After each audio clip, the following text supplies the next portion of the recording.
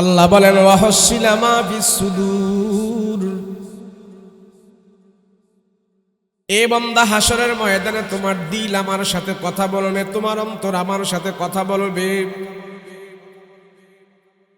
হাসরের ময়দানে তোমার দিলটাকে টুকরা টুকরা করা হবে, দিল থেকে আওয়াজ হবে, দিল থেকে আমার সাথে কথা বলবে। আয় আল্লাহ, মানুষটা গরিব ছিল, নেহায়েত ছিল, দুর্বল ছিল, দিন মজুর ছিল, এত টাকা পয়সা বেশি ছিল না, কিন্তু তার দিলটা পরিষ্কার ছিল, গুনাহ করে নাই, হারাম খায় নাই, কষ্ট করে চলেছে। আল্লাহ হাসরবাসীদের সামনে তার দিলটাকে যখন টুকরা টুকরা করে ভাঙবে, দিলের ভেতরে যত ভালো জিনিসগুলো ছিল সব ভালো জিনিসগুলো আওয়াজ হবে, আওয়াজ হবে, দিল থেকে আওয়াজ দিতে থাকবে। আল্লাহ হাসরবাসীদেরকে শোনায় বলবে, দেখো দেখো বান্দারে, দুনিয়াতে কেউ সম্মান দেয় নাই, কেউ ইজ্জত দেয় নাই, কিন্তু তার দিল আমার সাথে কি কথা বলে দেখো। তার দিলটা এত পবিত্র ছিল, তার দিল পবিত্র থাকার কারণে যদিও মানুষটা গরিব, দিনমজুর, শ্রমিক, ভ্যান ড্রাইভার, রিক্সাওয়ালা, শিল্পপতির 500 বছর আগে আমি আল্লাহ তার জান্নাতের ব্যবস্থা করে দিচ্ছি। দিল ভালো। যত নবী দুনিয়াতে আসছে সমস্ত নবীদেরকে আল্লাহ পাক বলেছেন দিলের পিছনে মেহনত। একজন নবীও পৃথিবীতে এসে কোনো আইন জারি করে নাই, কোনো রুল জারি করে নাই, নিয়ম জারি করে নাই, কঠোর হয় নাই, দিলের পিছনে মেহনত করেছে। আর আশেপাশে যখন নাকি কয়েকজন দিলওয়ালা হয়ে গেছে, এই কয়েকজনের মাধ্যমে আল্লাহ তামাম দুনিয়ার বুকে দিনের দাওয়াত পৌঁছাই দিয়েছে। দিলের অনেক দাম। কোরআনে কারিমের একটা দিল আছে। কোরআনে কারিমের দিল হলো সূরা ইয়াসিন, যে একবার তেলাওয়াত করে আল্লাহ তারে 10 খতম কোরআনের সওয়াব দান করে দেয়। আলহামদুলিল্লাহ, আলহামদুলিল্লাহিল্লাযী খালাকাল ইনসান ওয়া আল্লামাহুল বায়ান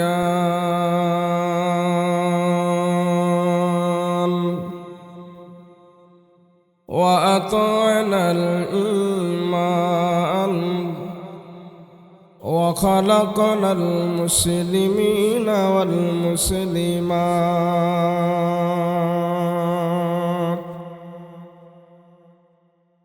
সাল্লাল্লাহু তাআলা আলাইহি ওয়া আলা আলিহি ওয়া আসহাবিহি ওয়া আজওয়াজিহি ওয়া আহলি বাইতিহি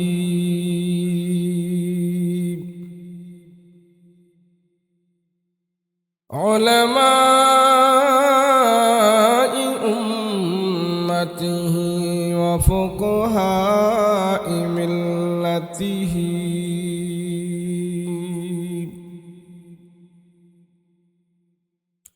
ওয়া নুজাবাই তরিকতিহি আজমাইন।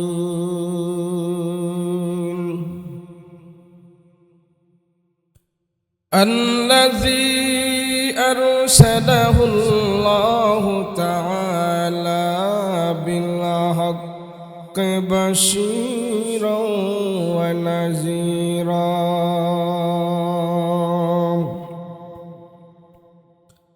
وداعيا إلى الله بإذنه وسراجا منيرا.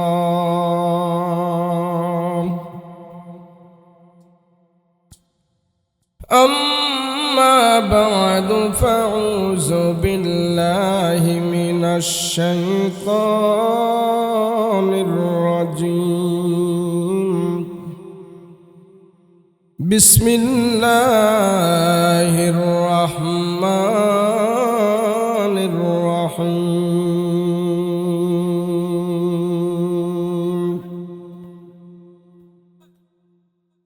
يا أيها الذين آمنوا ادخلوا في السلم كافة ولا تتبعوا خطوات الشيطان إنه لكم عدو مبين.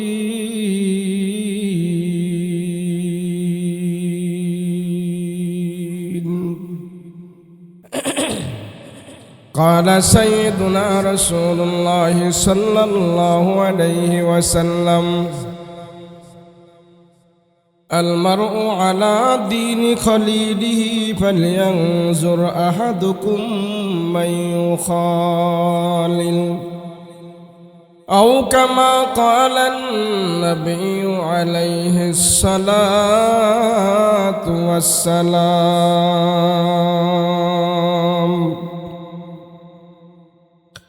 وقال تعالى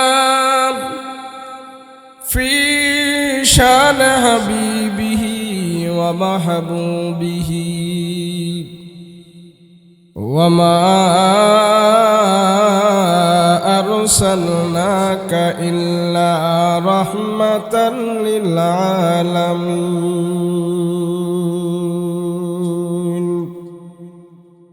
صلى الله على سيدنا ومولانا محمد وعلى آله وأصحابه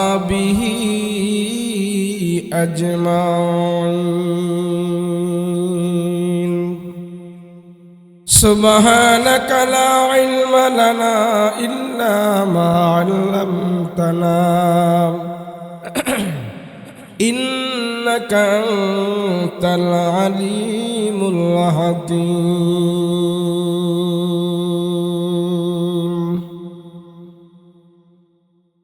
अल्लाह दिल दे जो तेरे इश्क के करो, अल्लाह दिल दे जो तेरे इश्क के करो, दाईमी रहमत की तेरे उस पे नजर हो, दाईमी रहमत की तेरे उस पे नजर हो। दिन देख तेरे इश्क में हाल हो उसका,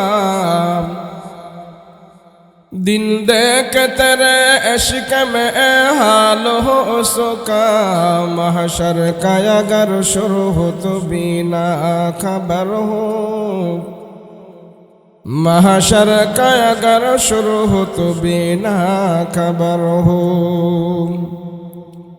मादर दु जहाँ गैर खुदा यार नदारिम, मादर दु जहाँ गैर खुदा यार नदारिम, जुजियाद खुदा ही चदगर कार नदारिम, जुजियाद खुदा ही चदगर कार नदारिम। मायूस नहीं अहल ज़मी अपने खता से, तकदीर बदल जाती ही मुझ तर की दुआ से, तकदीर बदल जाती ही मुझ तर के दुआ से। ला इलाहा ला इलाहा इल्लल्लाह, ला इलाहा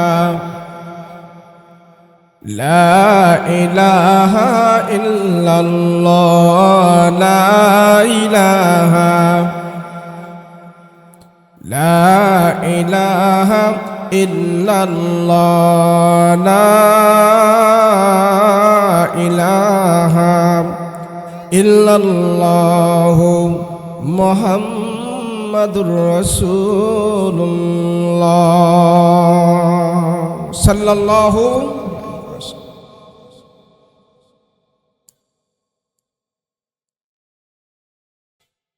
तालिमुल कुरान আলতুমিয়া এতিমখানা মাদ্রাসার উদ্যোগে ওয়াজ দোয়ার মাহফিল আজকের মাহফিলের শ্রদ্ধাভাজন সভাপতি জনাব জাকির হোসেন সাহেব, প্রধান বক্তা হিসেবে যিনি আলোচনা করবেন হাফিজ মাওলানা মুফতি হাফিজুর রহমান সাহেব,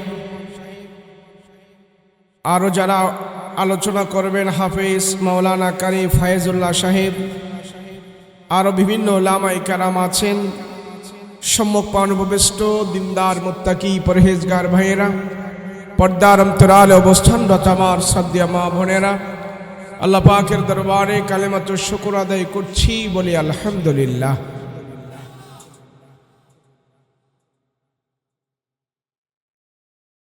আল্লাহ যারে ভালোবাসে, পছন্দ করে, মহব্বত করে,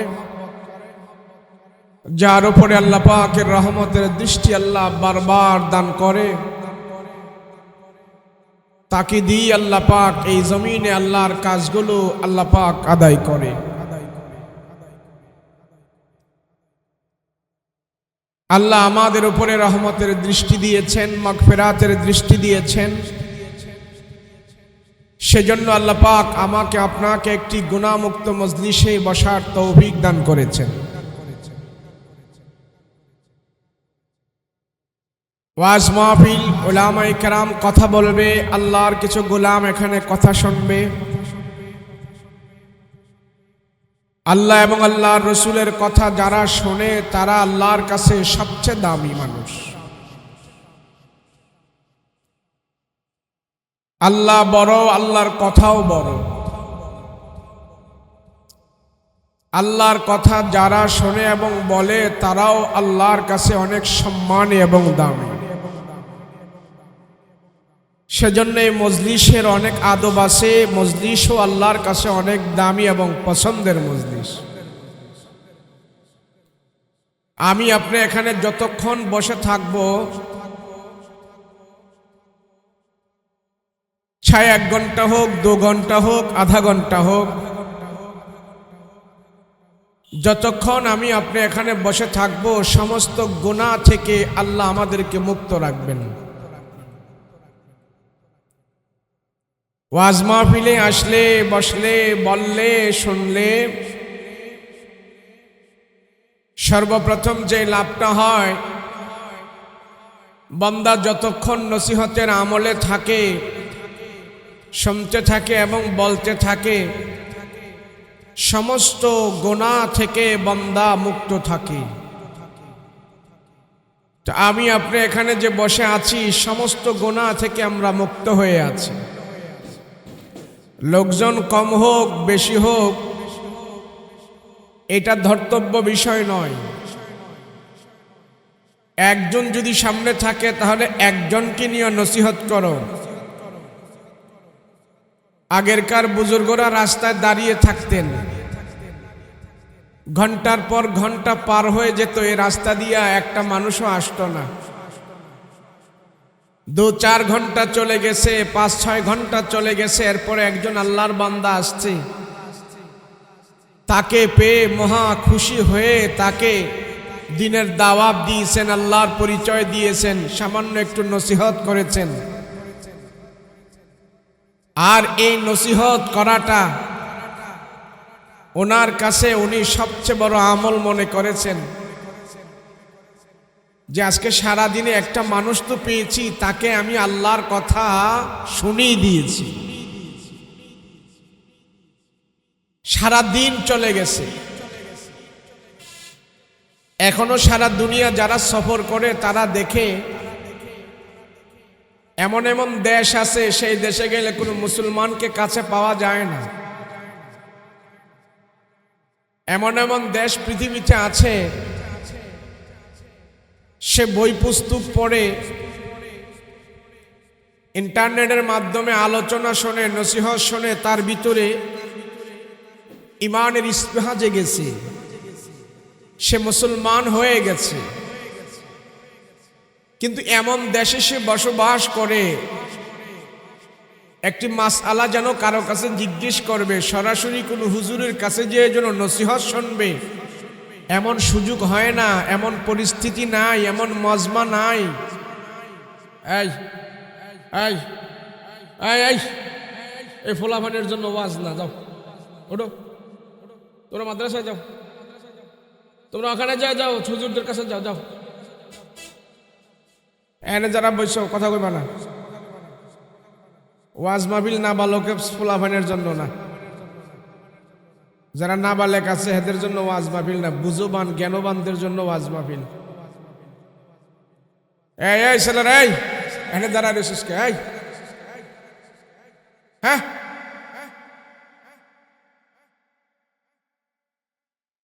আপনারা খারাপ রয়েছেন কে? হয়তো ওইদিকে যান না, ভিতরে আহেন। চেয়ারে বই রেছিস কে? চেয়ারে বসিস কে? উঠো, উঠো, চেয়ার সরা আনছে।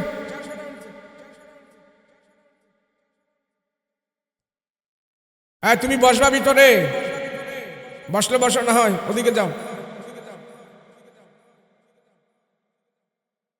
এই সমাজে এখন আমরা সবচেয়ে বড় আমল নিয়ে বসছি। এখানে কথা কয়, বাচ্চা কথা বলো কে?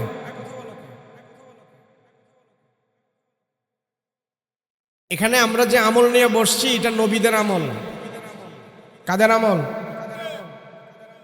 নবীদের আমলে যারা হইচই করেছে এরা কাফেরের খাতায় নাম চলে গেছে। নবীরা কথা বললে এই কথার ভিতরে ডিস্টার্ব করেছে বেঈমানেরা, কিন্তু আমাদের ছেলেরা তো এটা বুঝে না।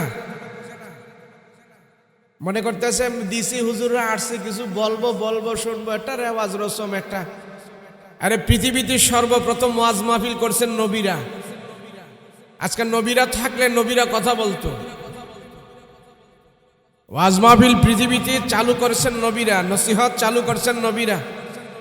টাকার মাধ্যমে যা না হয়, ক্ষমতার মাধ্যমে যা না হয়, নসিহতের মাধ্যমে তার চেয়ে আরো বেশি হয়। সেজন্য আল্লাহ পাক আমার রসুলকে 13 বছর নসিহতের ময়দানে রাখছে, 13 বছর নসিহত করাইছে, 13 বছর দাওয়াত দেওয়াইছে।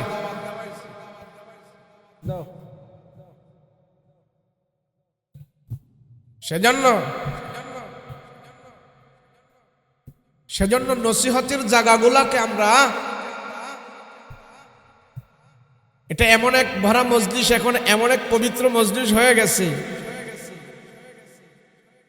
আমরা এখানে আমরা আলোচনা করছি, আর আমাদের আলোচনা আল্লাহ পাক আরশে আজিমি ফেরেশতাদের সাথে করছে। নসিহত এত দামি জিনিস যে যেইভাবে শুনবে ওইভাবেই সে পাবে। যদি কেউ আমলের নিয়তে শোনে তার জিন্দেগিতে আমলে আসবে, যদি কেউ মজার নিয়তে শোনে তার জিন্দেগিতে মজায় আসবে, যদি কেউ শিখার নিয়তে শোনে তার দিলে শিখাই হবে, কেউ মাহরুম হবে না। যে যেইভাবে শোনে ওইভাবেই যাবে। সেজন্য মজলিস অল্প হোক, লোকজন সংখ্যায় কম হোক, তাতে কোনো অসুবিধা নেই। কেননা দামি জিনিস খরিদ্দার কম, দামি জিনিস সংখ্যায় কম। যেটা মূল্যবান জিনিস এটা দেখায় বেশি দেখা যায় না, দেখায় কম দেখা যায়। দেখেন না বাজারে গেলে পচা মাছে মাছি বেশি, টাটকা মাছে মাছি নাই। পচা মাছ মাছি বেশি, এর জন্য দাম বেশি না, দাম কম। কিন্তু টাটকা মাছ মাছি নাই, কিন্তু দাম বেশি। ওয়াজ মাহফিল এগুলা তো মাছি কম, টাটকা জিনিস, আল্লাহর দরবারে মকবুলিয়াতের জিনিস, গুনাহ মাফের মজলিস, গুনাহ মাফের স্থান। আল্লাহ কোরআনে বলেন ওয়াসারিউ ইলা মাগফিরাতিম মির রাব্বিকুম ওয়া জান্নাতিন আরদুহা। ওয়াসারিউ, তোমরা দৌড়াও, যেখানে গেলে, যেদিকে গেলে, যে অবস্থায়, যেই জমিনে, যেই জায়গায় গেলে আল্লাহ তোমার রব তোমারে ক্ষমা দিব, ওই দিকে দৌড়াও, আল্লাহর ক্ষমার দিকে দৌড়াও। কিন্তু আমার আপনার দৌড় হয়ে গেছে জাহান্নামের দিকে, আমার আপনার দৌড় হয়ে গেছে পাপের দিকে, আমার আপনার দৌড় হয়ে গেছে আল্লাহর নাফরমানির দিকে, আমার আপনার দৌড় হয়ে গেছে দুনিয়ার লালসার দিকে, আমার আপনার দৌড় হয়ে গেছে ডিজিটালের দিকে, আমার আপনার দৌড় হয়ে গেছে দুনিয়ার চাহিদার দিকে। সেই জন্য চাহিদাও পুরো হচ্ছে না, দুনিয়া আমার ভিতরে আসছে না, সেজন্য আমার দিলের পেরেশানিও যাচ্ছে না। ওয়াসারিউ, দৌড়াও, যেদিকে গেলে তোমার রব ক্ষমা দিবে ওদিকে দৌড়াও, যেখানে গেলে তোমার রব তোমার প্রতি খুশি হয়ে যাবে ওদিকে যাও। রব যদি ক্ষমা দিয়ে দেয় তোমার কোনো কিছুই অভাব থাকবে না, সমস্ত অভাব আল্লাহ পাক দূর করে দিবে। রবের দিকে দৌড়াও। কিন্তু আমাদের তো এই কথা বুঝে আসে না।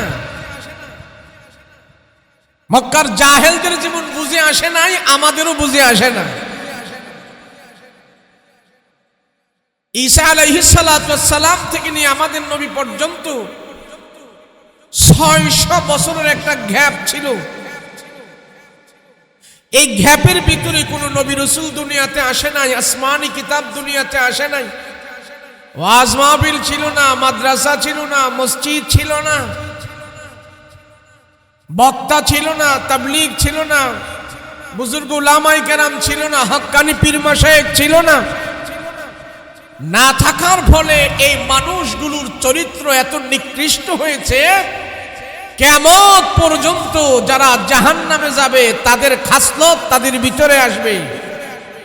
যারা জাহান্নামী হবে, যারা জাহান্নামী হবে, ওই জাহালাতের যুগের মানুষের খাসলত তাদের ভিতরে আসবে। এই 600 বছরের যুগটাকে আল্লাহ স্মরণীয় করে রেখেছে। এরা জাহালাত, এরা জাহেল, এরা গোমরাহ। যদিও তারা আমার কাছে দুই পাওয়ালা মানুষ, আমি আল্লাহ তাদের পরিচয় পৃথিবীতে করিয়েছি। তারা দুই পাওয়ালা মানুষ নয়, তারা চতুষ্প জানোয়ারের মতন হয়েই তারা বেঁচে আছে। কোন যুগের মানুষগুলো? নবী আসার আগের যুগের মানুষগুলো, নবুয়তি পাওয়ার আগের যুগের মানুষগুলো। এরা জাহেল ছিল, কিন্তু তাদের শিক্ষা দীক্ষা সবই ছিল। টাকা পয়সা, আশরাফি মুদ্রা, দিনার দেরহাম সবই ছিল। ক্ষমতা ছিল, দাম্ভিকতা ছিল, গায়ে শক্তি ছিল। এত কিছু থাকার পরেও আল্লাহর কাছে তারা কেন জাহেল হলো? কারণটা কি? জাহেল হওয়ার কারণ হইল তাদের দিলের ভিতরে সব কিছু ছিল, ওহি প্রদত্ত আসমানি জ্ঞান তাদের ভিতরে ছিল না। আল্লাহকে চিনার মাদ্দা তাদের ভিতরে ছিল না। আল্লাহর ক্ষমতা সম্পর্কে তাদের ধারণা ছিল না। আল্লাহর ক্ষমতা সম্পর্কে তাদেরকে যে কেউ বয়ান করবে সেরকম পরিবেশও তারা পায় নাই। সেজন্য তাদের ভিতরে বদ্দিন প্রবেশ করতে করতে এমন একটা পর্যায় হয়ে গেছে, ওই বদ্দিনটাকেই তারা আখিরাতের পুঁজি মনে করে ইবাদত করেছে। যেমন তাদের ভিতর থেকে কেউ কেউ নারী পুরুষ উলঙ্গ হয়ে তারা খানায় কাবা তোয়াফ করেছে। জিজ্ঞেস করলো, তোমরা উলঙ্গ হয়ে খানায় কাবা তোয়াফ করো, কারণটা কি?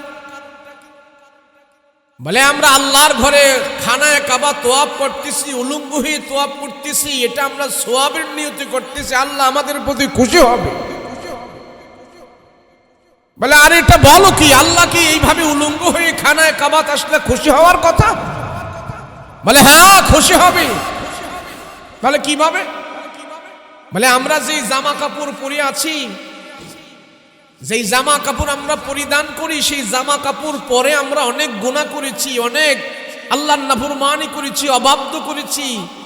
তো সেই অবাধ্যতার জামা কাপড় নিয়ে যদি আমরা খানায় কাবা এখন ঢুকি, তাহলে তো আল্লাহ আমাদের প্রতি বেশি রহমত বরকত দিবে না। সেই জন্য যে জামা কাপড় পরে আমরা গুনাহ করেছি, নাফরমানি করেছি, সেই সমস্ত জামা কাপড়গুলো সব আমরা ফেলে দিই, উলঙ্গ হয়ে গুনাহযুক্ত কাপড়গুলো দূরে সরিয়ে দিই, উলঙ্গ হয়ে আমরা আল্লাহর খানায় কাবায় ঢুকেছি। অতএব গুনাহযুক্ত কাপড় নিয়ে ঢুকি নাই, এগুলি দূরে রেখে আমরা খালি গায়ে খানায় কাবায় ঢুকেছি।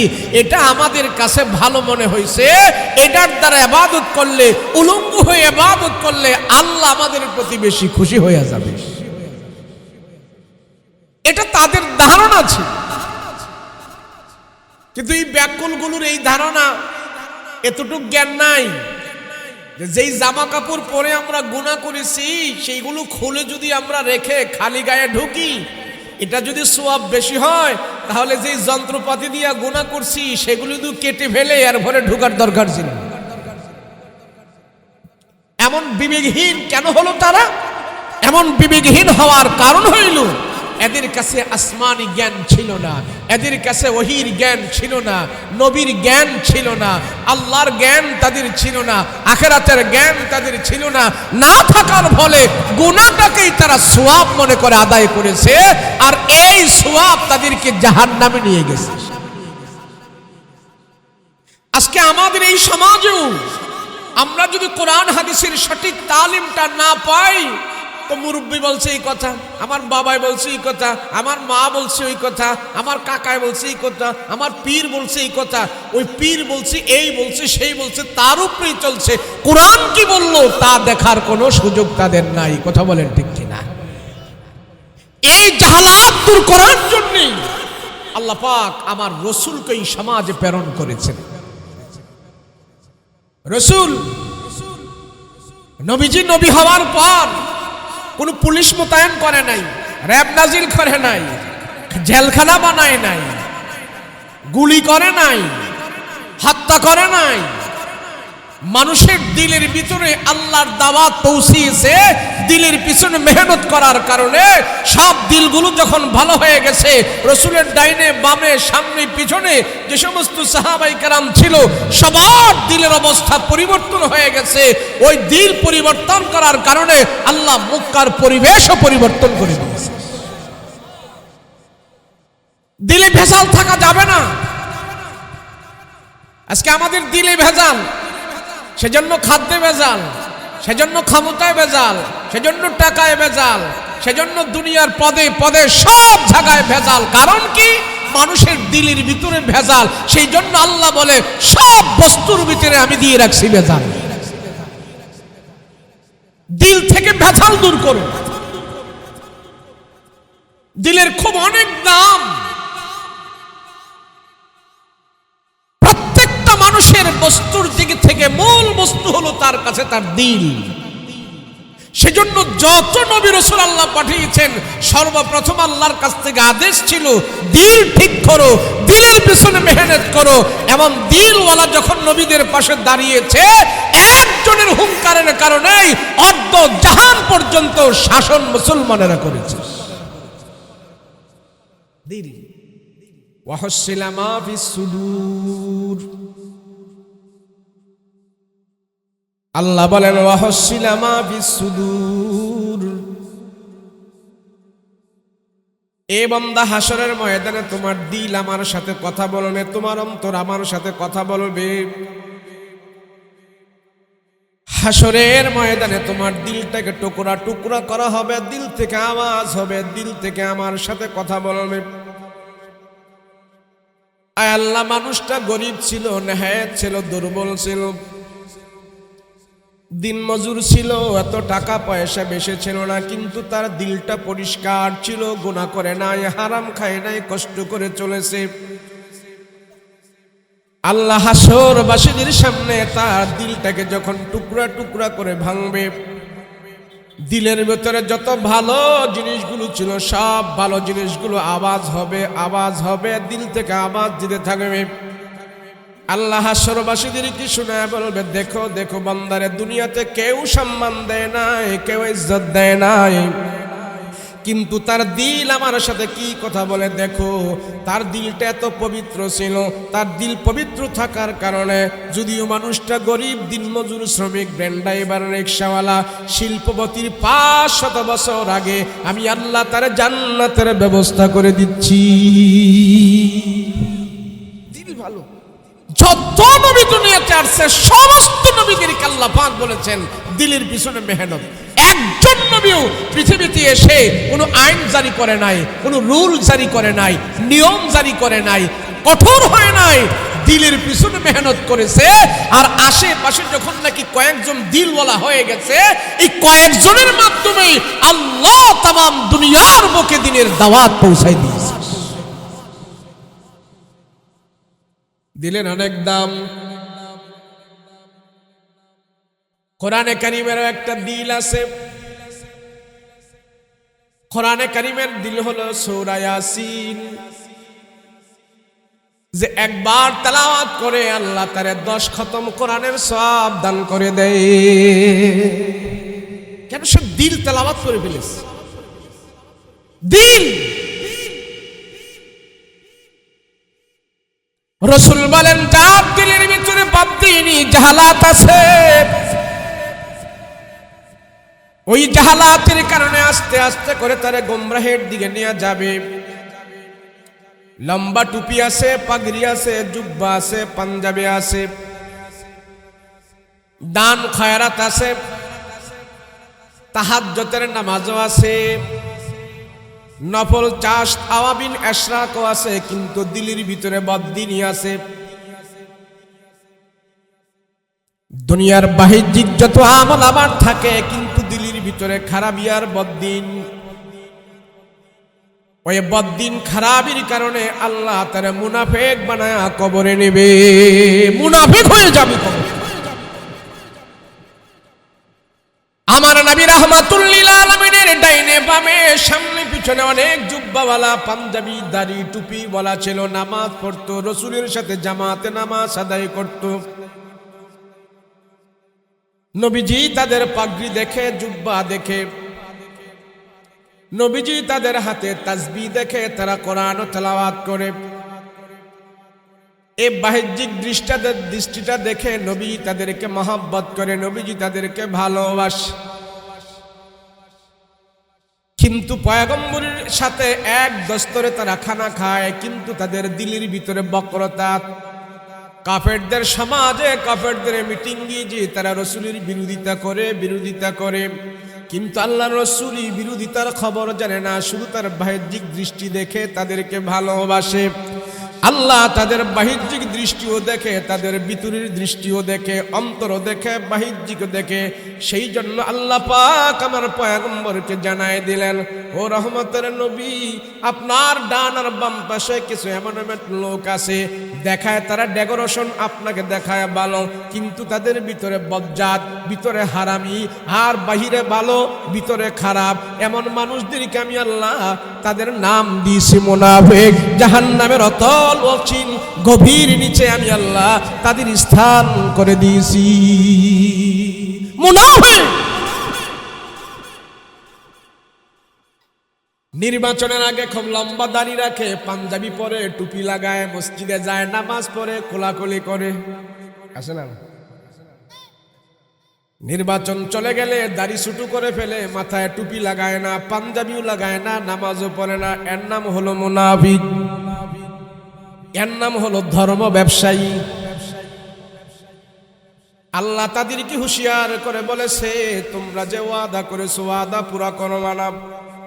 কথায় কথায় মিথ্যা বলো, সিজন আসলে তোমাদের মাথায় টুপি উঠে, পাঞ্জাবি উঠে, সব উঠে। জেনে রাখো আমি আল্লাহ তোমাদের স্থান জাহান্নামের অতল গভীর নিচে করে দিয়েছি, জান্নাতে যেতে পারবে না। দিল ঠিক করো, সব ঠিক হয়ে যাবে। মুসলমান ভাইরা রে আমার, মক্কার জাহালাত দূর করার জন্য, জাহেলদের দিল পরিবর্তন করার জন্য রাহমাতুল লিল আলামিনকে আল্লাহ পাক 3টা জিনিস দিয়েছে পয়গম্বরে। 3টা জিনিসের মাধ্যমে আপনি মক্কার জাহালাত দূর করবেন, জাহেলদের দিল ঠিক করবেন।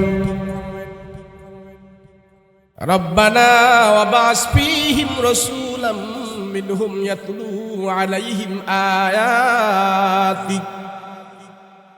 আয়াতিকা ওয়া ইউআল্লিমুহুমুল কিতাবা ওয়াল হিকমাতা ওয়া ইউযাক্কিহিম ইন্নাকা আনতাল আজিজুল হাকীম।